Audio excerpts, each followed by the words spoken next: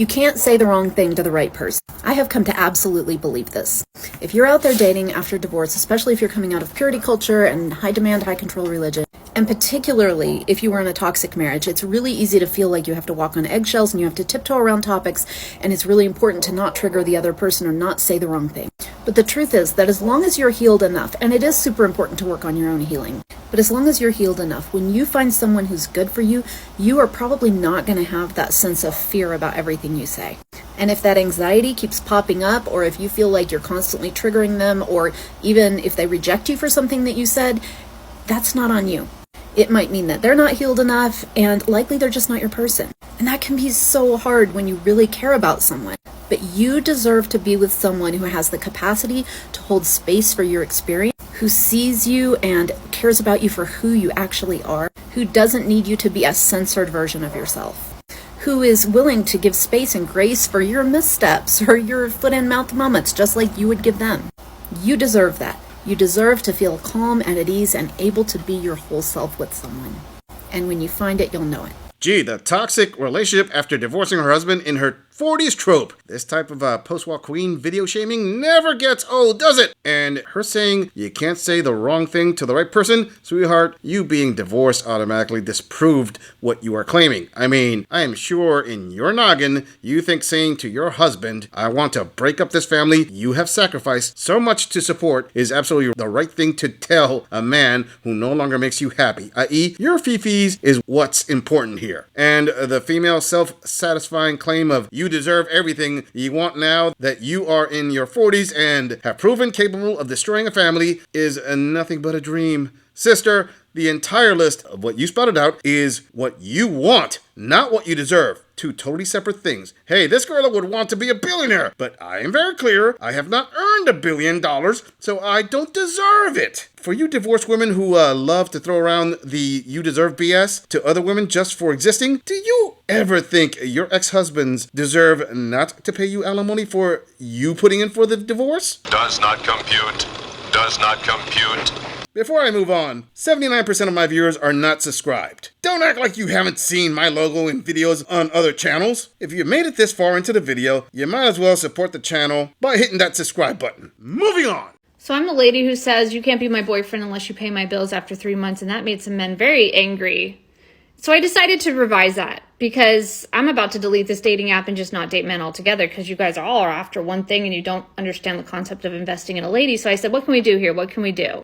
And then a story popped into my mind of a lady who had a boyfriend who would always run from her whenever she was trying to get hanky-panky from him.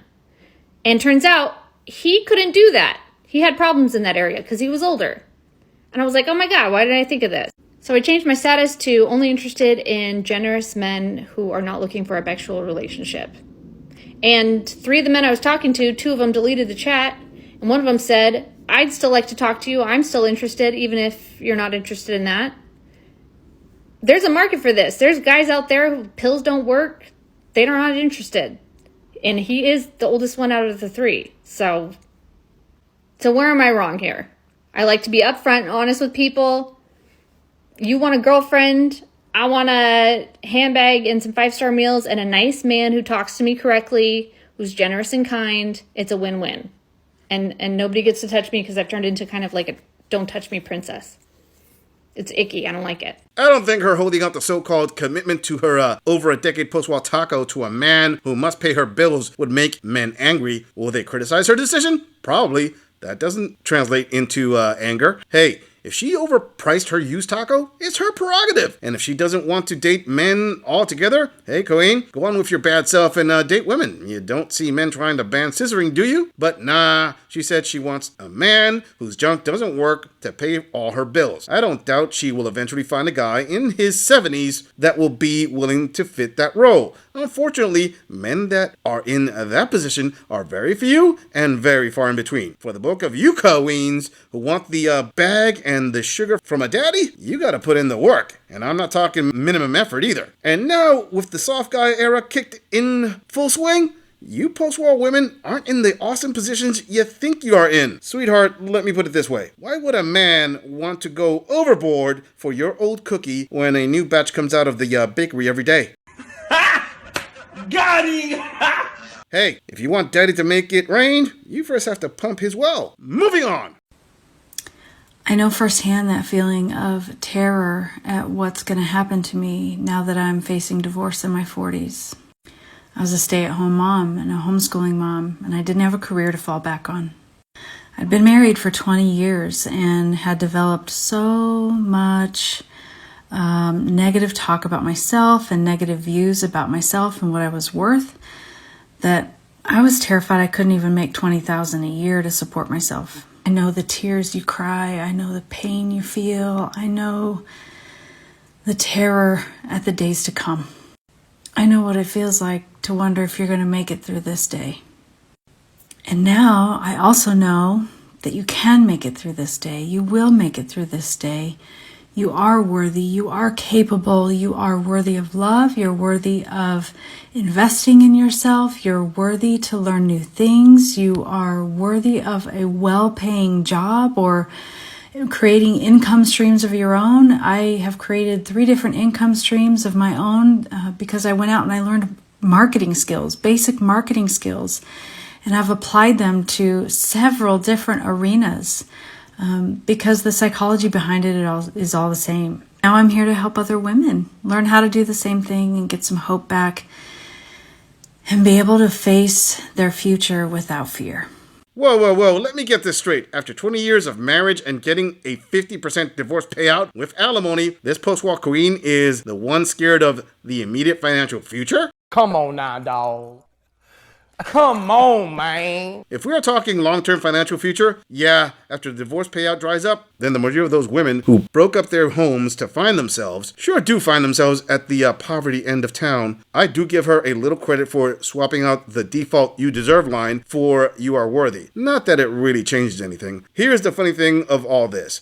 This queen situation is nothing new. Ladies, this may shock all of you, but it was common practice for traditional wives to be stay-at-home mothers for the kids until the kids became more independent, and later on in life, those same traditional wives would restart their careers. Yeah, it's shocking they got to be mothers and have a fulfilling career before womanism convinced them that being a mother was akin to serfdom. And this post-war queen has to teach modern-day women how to rejoin the workforce? I swear it's videos like these that are part of the reason women choose the bear.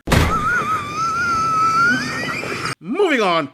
In my 51 years on this planet, let me tell you what I think is the most screwed up, messed up, f***ed up thing out there. Family law, the family court system. It is so wrong, backwards, and half.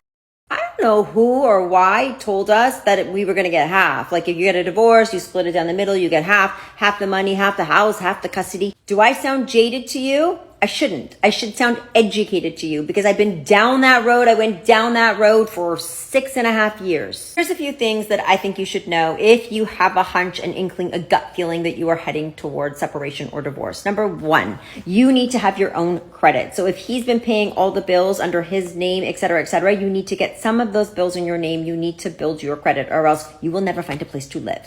You also need some credit cards of your own, ones that he cannot just cut off because he's angry with you. When it comes to choosing a lawyer, yes, you all think you need to get this like powerhouse, power-hungry lawyer, but be careful how the lawyer spends your money. She's going to sink, Captain. But she can't sink. She's unsinkable. Is she literally complaining because she couldn't drain her ex-husband for every dollar he had? To my younger male viewers, this is exactly what has a better than 50% chance of happening to you if you decide to put a ring on it. I am a fond believer that prenups should be mandatory in marriage throughout the West. In fact, I think every young man should be given a free course of how family court is going to bend him over and violate his financial present and future when the girl who loves him decides she is going to drop the deuces on him because her fifis told her to find herself. Don't fool yourselves with the word salad of you need to find the right one. Yeah, until then, you will lose half your stuff with the wrong one and a basic thanks for playing sucker bill from the family courts. This broad is showing some financial vampire energy, trying to get as much financial lifeblood from her divorce victim as possible. Oh, and if you don't expose yourself to this, women will say you aren't manning up.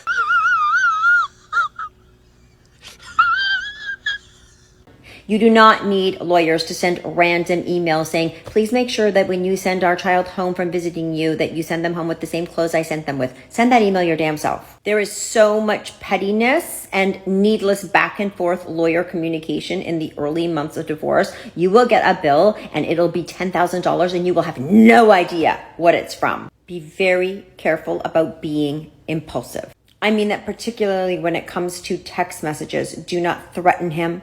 Do not say you're going to ruin his business. Be very careful what you say. Also, even when you go through all this shit and you do get awarded child support or alimony, if they stop paying it, you have very little recourse. You think you got a court order, you went through all this shit, and they're going to uphold it. They stop paying one day. Guess what? You have to pay more money, get a lawyer, take them back to court and try to enforce that. Point of this video, divorce is ugly, messy, hard, but sometimes very necessary. So try to go in it fully equipped, armed, knowledgeable, and ready for battle, dare I say.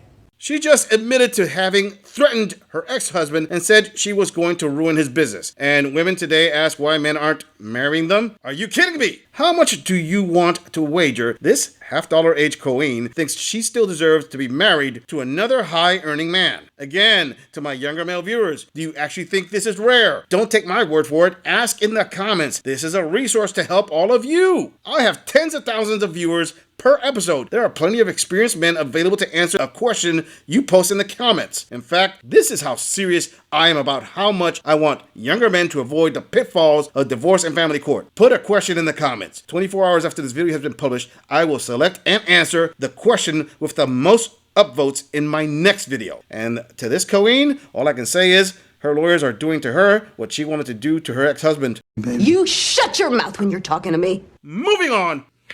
Hey, so this is bad date number 12. Started out nice, met the guy. We decided to go to the Mexican restaurant for dinner. Had a great time, had a nice dinner. He was a perfect gentleman. He paid. Everything was great. So when he asked me if I wanted to go out on a second date, I said, sure. So the next weekend we got together, we went to a flea market kind of thing. And then we went to another local town that has little shops and things to go through. And that's when it got a little creepy. So we're starting to look through the shops and he tries to hold my hand. Okay, that's nice. But then he's holding my hand in the shop. Then he's holding my hand walking on the street. Then he's trying to hold my hand getting in the truck. Then he's trying to hold my hand in the truck. Then he's trying to put his arm around me in the truck. Then he's trying to pull me over to his side of the seat closer.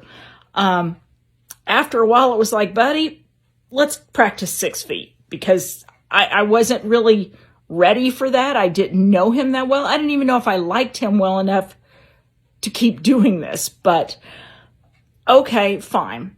So then when we sat down for dinner, which we went to a pizza place, he started telling me about his in-laws and what we could do at the summer when it came, because they all got together for a family vacation. Then he started telling me what we could do on our next date. Having just heard only half her video, it was very evident what was going on here. I am pretty sure there are plenty of my female viewers who were quickly saying the ick and the guy is a creep. Well, as this channel and several other channels like this one have warned you elder post-war queens who go back into the dating market with 5 decades worth of baggage, the pickings are slimmer than the Chicago Bears' chances of going all the way next season.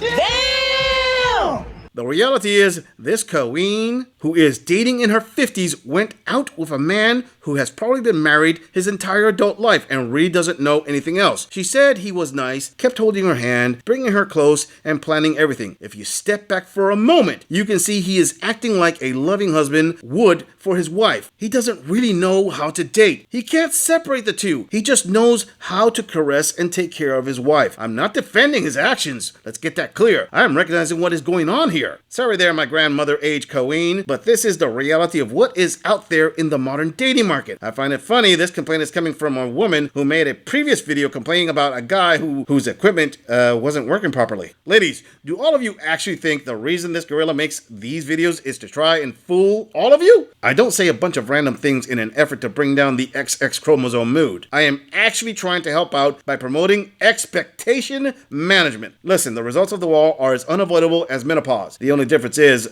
you really don't have any medication to manage the wall smashing symptoms. Impossible. And he just kind of started planning weekends and activities and holiday things, and that he could come over and cook for me and my son, and that we could go to his house and eat. And it was just a force of whoosh right at you all of a sudden. Let's hold hands. Let's put our arms around each other. Let's cuddle. Let's have family activities. Let's do all this stuff. And I'm not saying he wasn't a nice guy. I hope it works out for him for someone, but it was just so much all at once. Like date 2, come on, we are attached. And I just couldn't do it. I wasn't ready for that. And I don't think I was ready for that with him. Again, not saying he was a bad guy, but just sometimes you need to back away just a little bit. And, well, I guess I should also say he never let me talk. He talked, and he talked, and he talked. And it's okay, but it was kind of boring. And he talked. So between the talk, the let's hold hand, let's get closer, let's talk, let's plan a vacation, let's talk, let's hold hand. Too much. If you ever had a date like that?